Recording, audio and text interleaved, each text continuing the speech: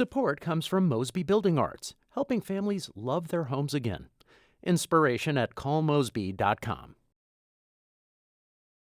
This is St. Louis on the Air from St. Louis Public Radio.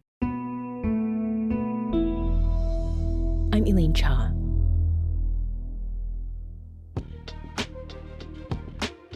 There's a bounty of great food in the St. Louis area, so much so that deciding where to go when we eat out can be overwhelming. Choosing from a list of spots can be a usefully appetizing way to narrow the options. So here's our regular rundown of new restaurant openings and closings in the St. Louis area. And to do so, we have STLPR morning anchor and host of the Gateway podcast, Abby Larico, returning for the first time since May. Abby, welcome. I'm back and hungrier than ever, Elaine. Good to be here. We also have, as always, STLPR digital editor Jessica Rogan, our regular dish jockey, as it were. Great to have you on again, Jessica. Thanks, Elaine. What a welcome. So let's dig in here.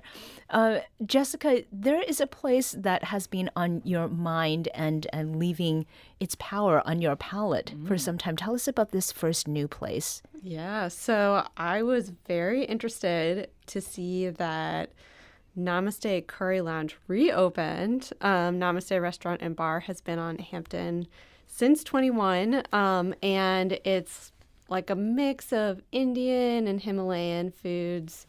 The owners are Nepalese, and they briefly closed this summer to rebrand as Namaste Curry Lounge and continued all sort of the great uniqueness of that restaurant, and then added some like fusion and like street food kind of favorites.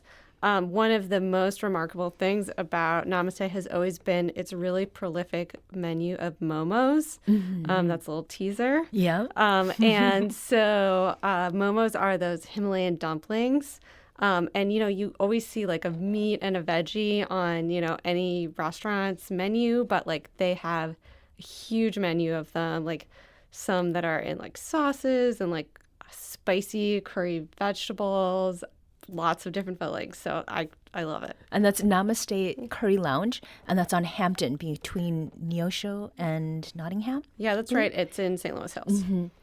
Now, for our next new opening, this is kind of another outpost and also a collaboration of sorts, right? Yeah. So Rockwell Beer Company in Botanical Heights, that really cool shipping container building that has been one of my favorite spots to grab a drink and a bite since it opened, has a kitchen that has been operated by Rockwell themselves. It's been a host to pop-up kitchens. It kind of notably was home for quite a while to Brasswell, which was like you could get the Brass Burger, the Gerard Kraft burger that he kind of has at all his different restaurants, and fries and that kind of stuff. And it was good.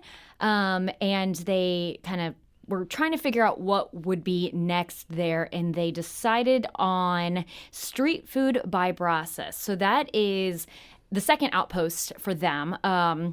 They are rotisserie, Peruvian, Latin American inspired dishes.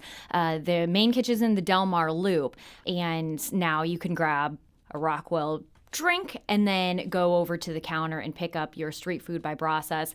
The past couple of months, I admittedly haven't gone out to eat a ton. I have a new little one in tow, but I have, it's not St. Louis if I haven't taken a baby to a brewery yet, right? That's true. So I have gone there and sampled Street Food by Brasas. The shish kebab options that they have there are really good. I really liked those. I'd skip the loaded fries just because they were like kind of simple compared to all the other cool stuff they had on the menu. I wouldn't probably order those again, but it's a great environment as always still there. And that's Street Food by Brasas Yes. in Botanical Heights. That's inside the Rockwell Brewing Company.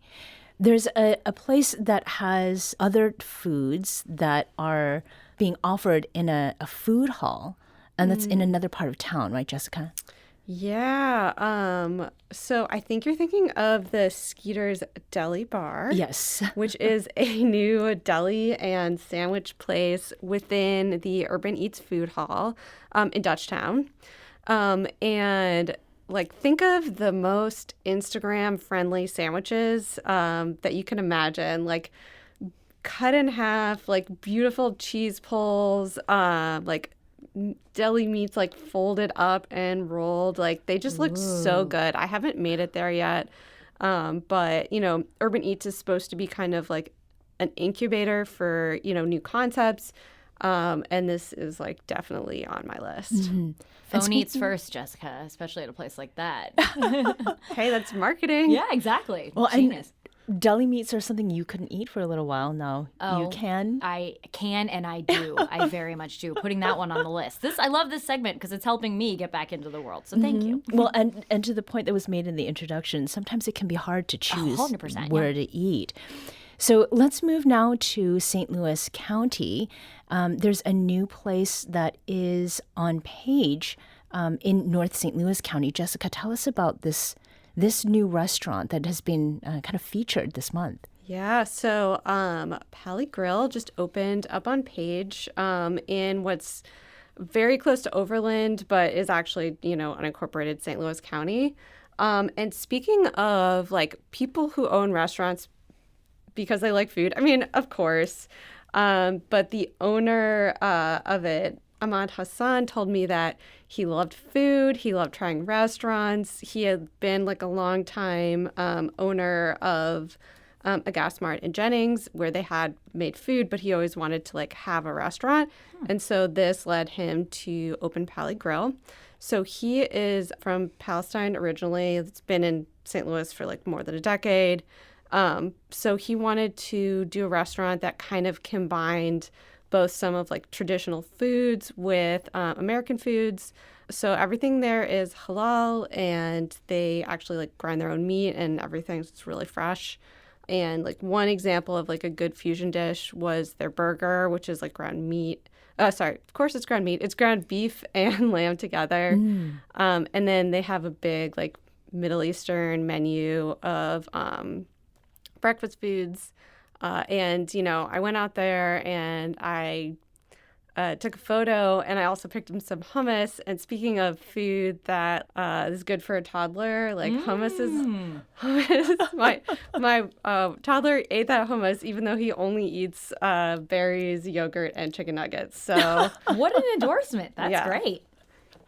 So this is Pally Grill, which is on Page in unincorporated St. Louis County, but it's very close to Overland. That's actually very close to where I live, so I'll be checking that out very soon. In Ellisville, there is a place that is both new and familiar.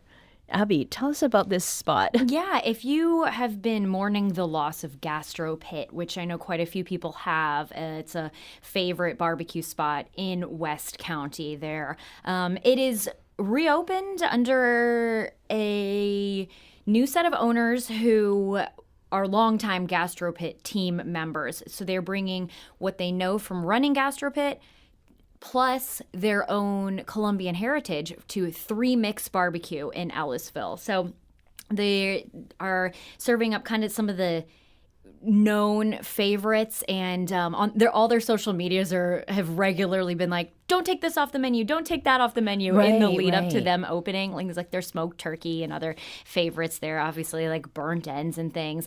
But they've also added some other items like a lentil soup that looks so good and so hearty that the word soup almost just doesn't feel fair to it.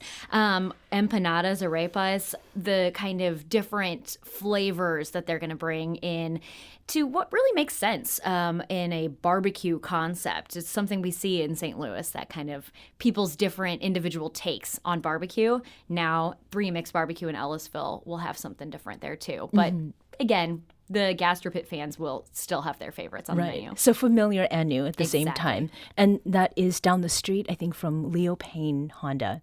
just to give the folks who are used to driving by there a bit I of a think of visual. that whole area as like a lot of car dealerships in that particular area. So yeah, there you go. So you can fill up your own tank in your Yeah. own way at the restaurant. Nice. Now, moving over to the Metro East, there are a few restaurants over there. I don't think that any of us have had the opportunity to try it, but we have on our staff reporters and newscasters who are excited about these openings.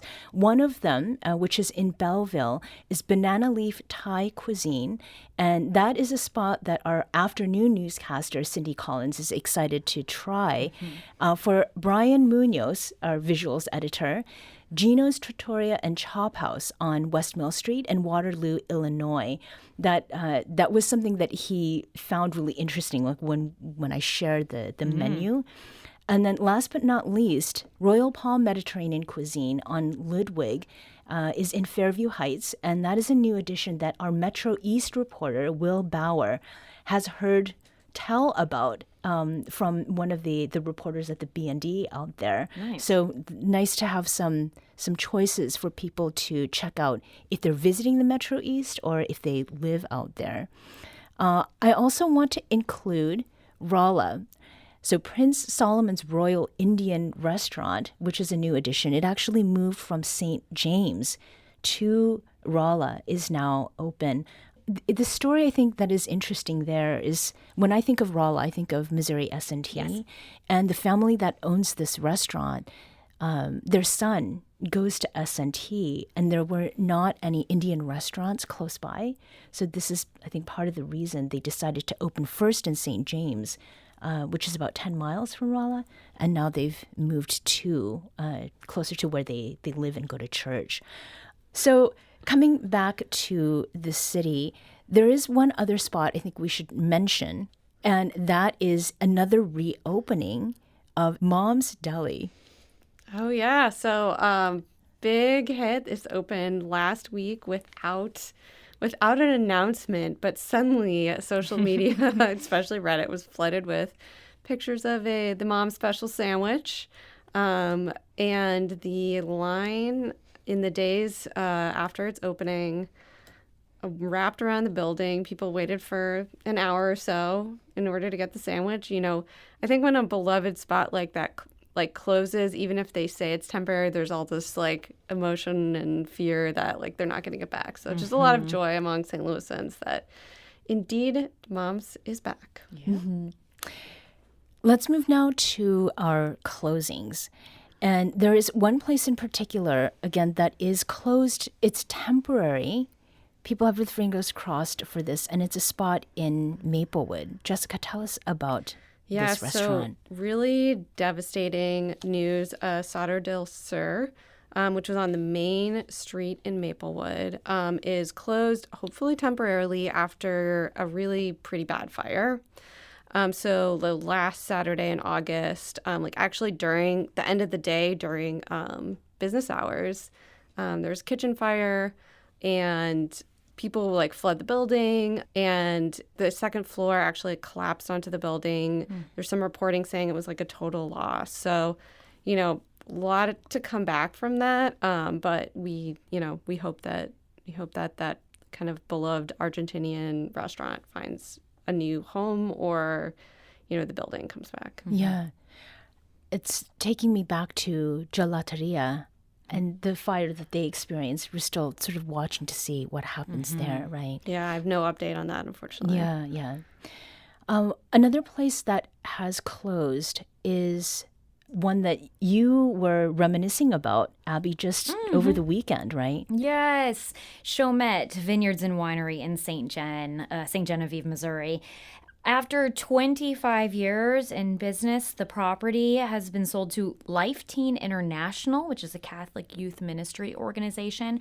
This was announced over the summer, and I kind of kept hoping it wasn't going to be the case because of all the places I was going to be able to get with the baby. I wasn't confident I'd make it down there, and unfortunately I didn't. But it is a beautiful, sprawling property with a great restaurant. Actually, I'm not some wine snob. I mean, it's one of the first times I went, actually. They weren't even serving their own wine because of a fire to the property, I believe in 2021. But the restaurant was great. The vibes and the just ambiance of that part of Missouri is so beautiful. Went to one of the most beautiful weddings I've ever been to, ever, on that property. Because they have places to stay, they have that chapel, they have the restaurant, the winery, all of that. I guess it makes it a great place for this youth ministry to kind of set up and be able to use some of those resources. Obviously not the winemaking stuff as much. They stopped making their own wine in the past couple of years anyway, in preparation for the owner to retire, because he's like, it's time, let's move along. And so it was successful until it closed. And so that's, I guess, a good way to go out, right? Yeah. Another closure that is happening closer to where we are in the station is actually in Soulard. And this is Maki's Bakery and Country Store.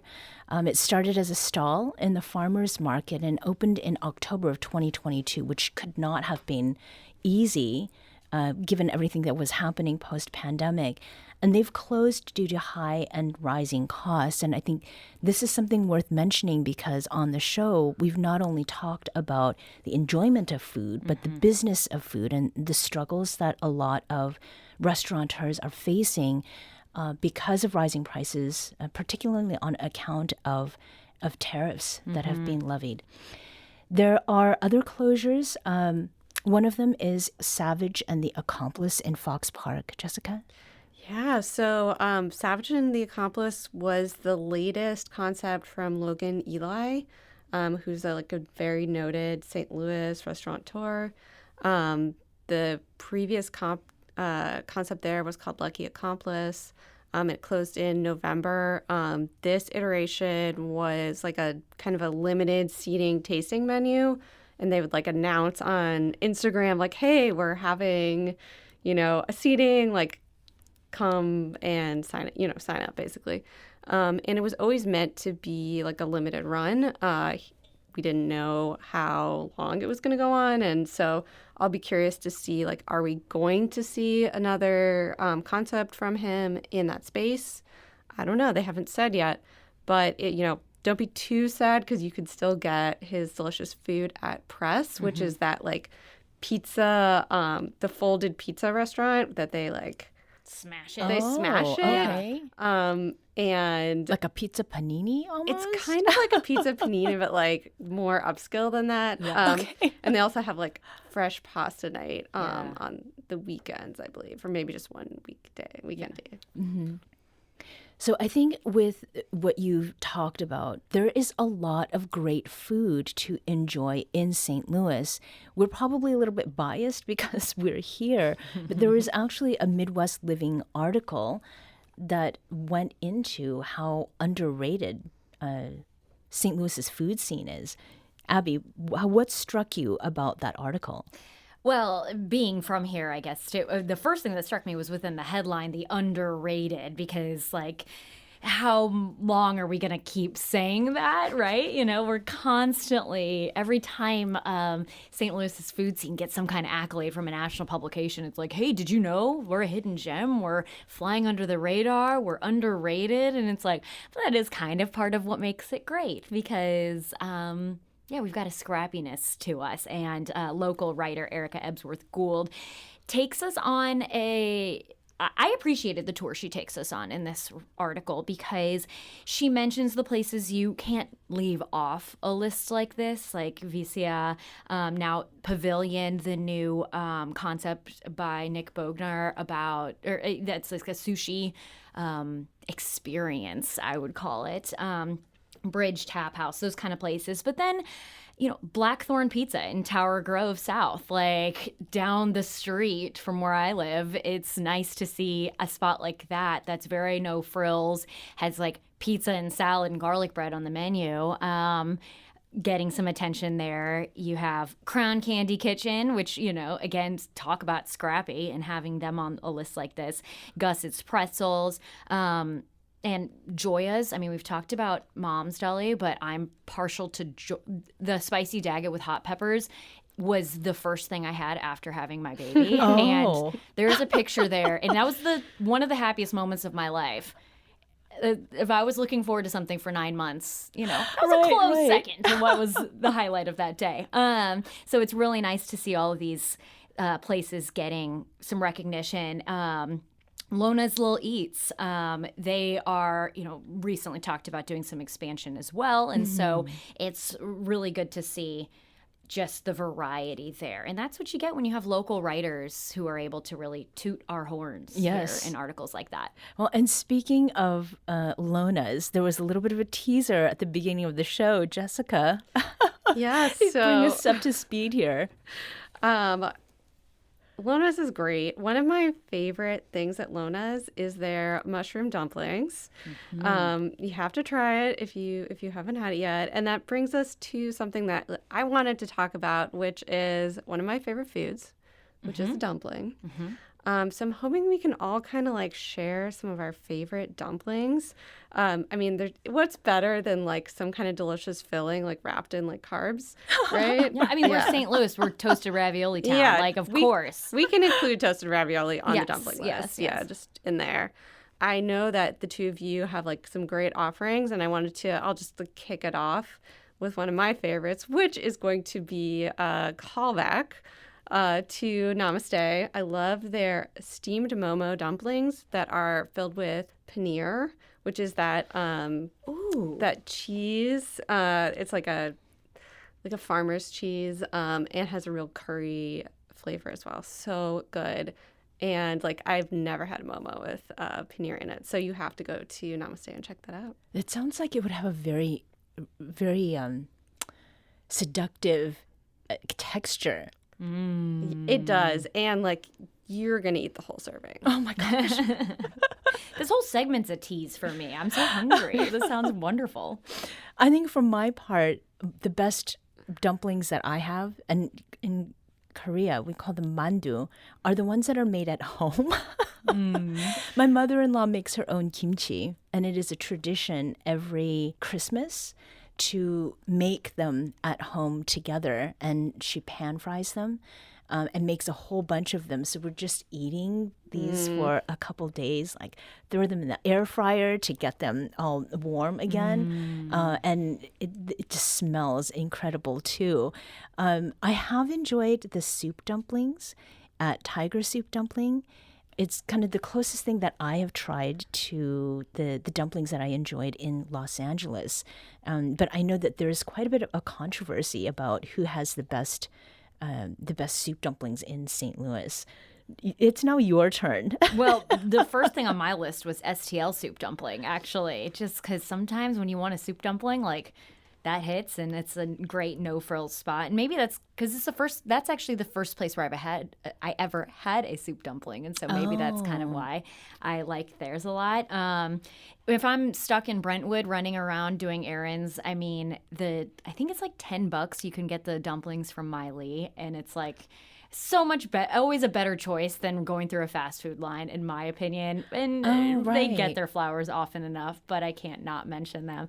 And speaking of making things at home, I'm half Polish, and my mother never learned and my grandmother stopped making homemade pierogies. Oh my God. So going to Global and getting the pierogies there, I hate to say it, but they're better than the ones my grandma used to make anyway. So, but that's kind of nice to be able to have that. And yes, it's a Polish dumpling as a pierogi, I think. Especially the kinds with cheese and potatoes in them. So good. Oh, and then, I don't know, bacon and sour cream for those who partake, and onions. Oh, yeah. Load them up. So as we close, I want to hear from you. Where do you think the best dumplings in St. Louis come from? And this can be all kinds, including pierogies. So if you're a dumpling lover, let us know where you get your fix. Send us an email at talk@stlpr.org. Jessica Rogan is digital editor for St. Louis Public Radio, and Abby Larico is STLPR's morning newscaster and host of the station's The Gateway podcast. Abby and Jessica, thank you so much for joining us today. Thank you. Thanks. For a full list of new restaurant openings and closings in August, visit stlpr.org. This episode was produced by Elaine Cha and edited by Emily Woodbury.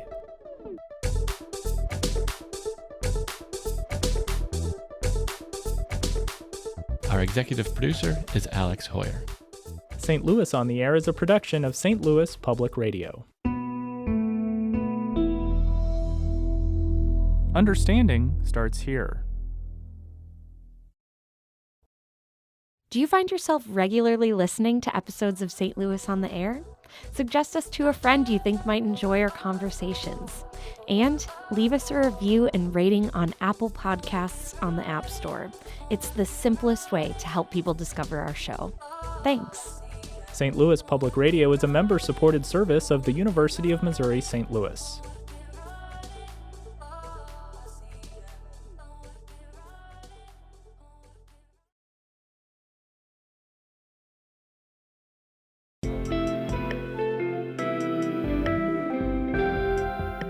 The Gateway brings you the day's news each weekday from around the St. Louis region and the state capitals in Jefferson City. Our schools are accredited.